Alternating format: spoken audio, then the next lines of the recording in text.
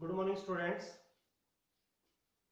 तो last article में हमने तुम्हारे यहाँ जो terms used in coordination compound वो करवा रहे थे, उसमें हमने आपको सेंट्रल मेटल, एटम और आयन कह लीजिए, और दूसरा टर्म था आपके पास यहाँ लिजेंड।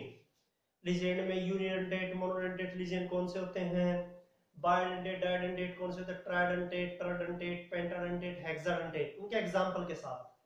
डेंटिसिटी क्या है, चिलेशन क्या था, और एम्बिडेंटेट लिजेंड भी करवाया आपको लास्ट में हमने यहाँ। तो लिजेंड का चैप्टर कंप्लीट करवाया था। उसके बाद में आपके पास यहाँ कि नेक्स्ट जो टर्म है आपके पास वो है कोऑर्डिनेशन एंटिटी। जो थर्ड टर्म है आपके पास यहाँ वो है coordination entity. Coordination entity, entity समझिए अब क्या है कि कोऑर्डिनेशन एंटिटी क्या है। Central metal attached with the number of ligand and are enclosed in square bracket. कि कोई भी सेंट्रल मेटल है M, वो किसके साथ, नंबर ऑफ लिजेंड के साथ जुड़ा हुआ है, 2 3 4 जो भी है आपके पास यहाँ, ठीक है, और उसको किसमें बंद कर रखा है, स्क्वायर ब्रैकेट में। उसे आप क्या करें, ये कोऑर्डिनेशन एंटिटी है। ये जो स्क्वायर ब्रैकेट है इसके अंदर की जो चीज है और ये स्क्वायर ब्रैकेट वाला पार्ट जो है ये क्या है आपके पास, एंटिटी है, कोऑर्डिनेशन एंटिटी।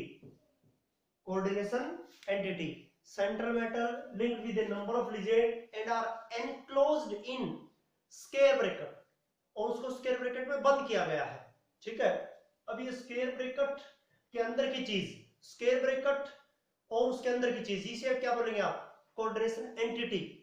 कोऑर्डिनेशन एंटिटी, ये है आपके पास कोऑर्डिनेशन एंटिटी, ये करना है आपको यहां। उसके बाद में आपके पास coordination polyhedron. Coordination polyhedron, the structure of a coordination compound, the geometry of a coordination compound, when a metal linked with a number of legend and shows a typical hybridization, and according to this hybridization it has a typical geometry।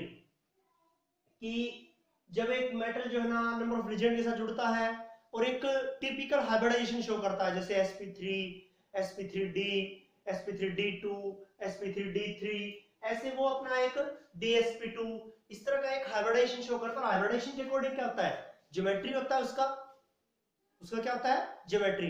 तो उस geometry को ही क्या कहते हैं आप, coordination polyhedron.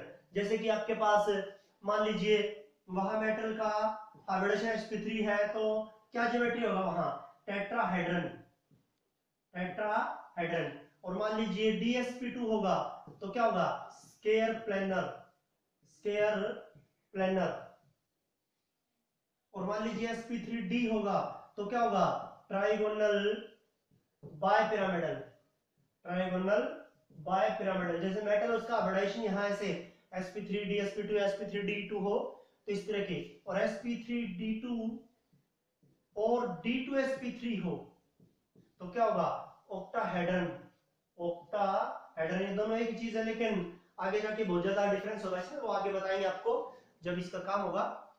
तो ये क्या है, कोऑर्डिनेशन पॉलीहेड्रन की उसकी ज्योमेट्री क्या है कि मेटल जो है लिजेंड के साथ जुड़ता है और एक टिपिकल हाइब्रिडाइजेशन शो करता है, और उस हाइब्रिडाइजेशन के अकॉर्डिंग उसका क्या स्ट्रक्चर है, उसका ज्योमेट्री क्या है, उसका स्ट्रक्चर क्या है, उसे आप क्या कहते हैं, कोऑर्डिनेशन पॉलीहेड्रन।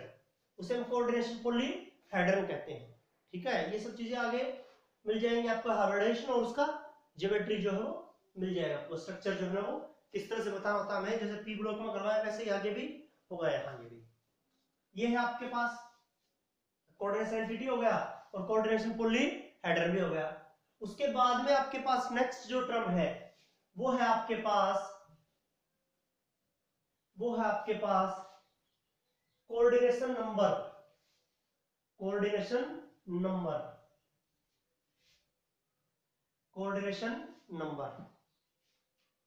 पांचवा जो टर्म आपके पास यहां है वो है कोऑर्डिनेशन नंबर। बहुत बार पूछा जाता है पेपर में, ये एक कॉम्प्लेक्स देंगे आपको, उसमें कोऑर्डिनेशन नंबर पूछ लेंगे। तो कोऑर्डिनेशन नंबर क्या होगा? The number of unidentate legend, the number of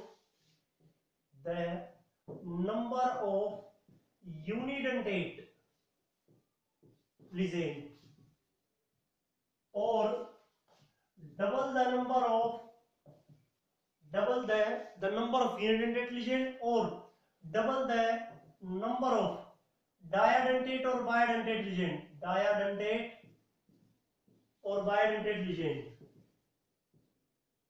that are directly attached with central atom,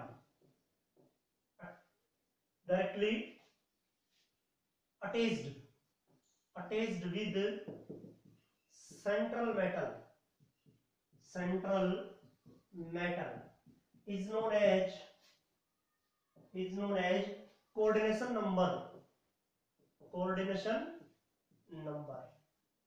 unidentate legend का तो 1 गुना और बायडेंटेट और डाइडेंटेट लीजेंड का 2 गुना। ठीक है, वो कितने लीजेंड जुड़े हुए हैं मेटल के साथ, यदि वो यूनिडेंटेट है तो उनका 1 गुना और बायडेंटेट है तो उनका 2 गुना। वो क्या होता है? Coordination number. देखिए एग्जांपल से समझ में आई आपको सारी चीजें। CrNH3 का थ्राइस, Cl का भी थ्राइस। अब देखिए अमोनिया एक यूनिडेंटेट लीजेंड है, क्लोरीन भी यूनिडेंटेट लीजेंड है। कितने अमोनिया? 3। कितने क्लोरीन है? 3। 3 और 3 6। तो क्रोमियम का कोऑर्डिनेशन नंबर कितना आ गया मेटल का? यहां मेटल का कोऑर्डिनेशन नंबर आया 6। मेटल का कोऑर्डिनेशन नंबर यहां 6। अब देखिए जैसे आपको यहां ये दिया जाए कोबाल्ट इन 2 और फिर H2O2। अब देखिए यहां ऊपर लिख दे 3 पॉजिटिव, चार्ज जो है आपके पास 3 पॉजिटिव। अब पहले आपको कोऑर्डिनेशन बताना, चार्ज से तो बताना ही नहीं हमें। इन देखिए, इन क्या होता है? Ethylene diamine CH2 NH2 CH2 NH2। Nitrogen के पास यहाँ लोन पेयर डाइडेंटेट लीजेंड है और कितने ये 2 है। तो एक इन बाइडेंटेट है 2 और 2 है वो टोटल, तो 2 दूने 4। 4 इसके लिए वोटर यूनिडेंटेट होता है, मोनोडेंटेट होता है। 2 है तो 2 गुणा में 1 2, 2 दूने 4, 4 और 2 6। कोबाल्ट का भी यहाँ कोऑर्डिनेशन नंबर कितना आया? 6 आया यहाँ। कोऑर्डिनेशन नंबर कितना आया? 6 आया यहाँ। ये होता है आपके पास यूनिडेंटेट का तो 1 गुना और बाइडेंटेट का 2 गुना। उन लीजेंड को टोटल गिन लो बस।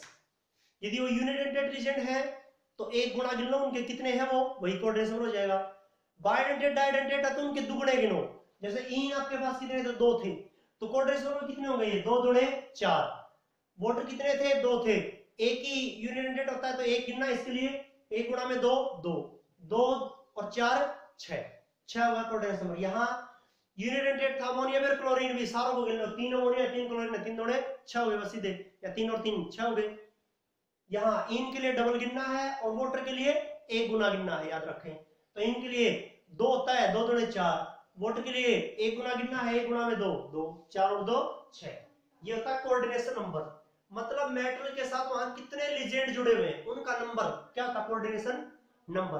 अब उनको काउंट कैसे करना है? यदि वो यूनिडेंटेट और मोनोडेंटेट है तो 1 गुना, बाइडेंटेट डाइडेंटेट है तो 2 गुना। ऐसे ही ट्राइडेंटेट कोई हो तो उसका 3 गुना गिनोगे, ट्राइडेंटेट है तो उसका 4 गुना, पेंटाडेंटेट है तो उसका 5 गुना और हेक्साडेंटेट है तो उसका 6 गुना। ऐसे गिनना होगा आपको। ये है आपके पास, ये था कोऑर्डिनेशन नंबर। ठीक है, द नंबर ऑफ मोनोडेंटेट और यूनिडेंटेट लीजेंड और double the number of didentate और bidentate ligand that are directly attached with central metal is known as coordination number. वो नंबर जो है उनका, कितने लीजेंड जो है मेटल के साथ जुड़े हुए उनका नंबर क्या होता है? Coordination number. सिंपल सी बात है। आपको एग्जांपल भी दिया ना, आपको ये है आपके पास। उसके बाद में नेक्स्ट टर्म है आपके पास, यहां नेक्स्ट टर्म है charge on metal ion. Metal ion के ऊपर कितना चार्ज होता है वहां कैसे बता सकते हैं हम? मेटल आयन के ऊपर कितना चार्ज होता है, वो क्या होता है ये भी बताना होगा आपको। या ऑक्सीडेशन नंबर लिख लो सीधा इसको, oxidation number, oxidation number, oxidation number. Oxidation number आपने डेफिनेशन तो इसकी 11th क्लास में रेडॉक्स रिएक्शन में पढ़ी आपने। क्या ये बार बार भी करते हैं, इसको करवाते रहते हैं बार बार, यहाँ इनऑर्गेनिक में तो और ऑर्गेनिक में काम ही आता है, बार बार काम आता है। Oxidation number, it is the charge present on an ion when it is present in combined state, ठीक है, और इन फ्री स्टेट, कि किसी एटम या आयन के ऊपर जो चार्ज प्रेजेंट रहता है, आयन के ऊपर तो चार्ज सीधा, जैसे सोडियम के ऊपर +1 है तो +1 ऑक्सीडेशन नंबर क्या हो गया, +1 हो गया। मैग्नीशियम के ऊपर +2 चार्ज होता है तो +2 चार्ज हो गया। या फिर जब वो कंबाइंड स्टेट में रहता है तब भी जो उसके ऊपर चार्ज प्रेजेंट है, क्योंकि हमें उसे कैलकुलेट करना पड़ता है, निकालना पड़ता है, उसे भी क्या कहते हैं, ऑक्सीडेशन नंबर, उसे भी हम ऑक्सीडेशन नंबर कहते हैं, ठीक है, जब वो कंबाइंड स्टेट में रहता है तब भी। तो it is the charge present on an ion, सीधा बोल सकते हैं यहाँ, किसी आयन के ऊपर चार्ज प्रेजेंट है, ठीक है, आयन के ऊपर, या फिर the charge present on an atom when it is present in combined state, ये है आपके पास। तो ऑक्सीडेशन नंबर देखिए, अब आपको एग्जांपल लेना है इसी का ही, CrNH3, CNH3 का थ्राइस, क्लोरीन का थ्राइस।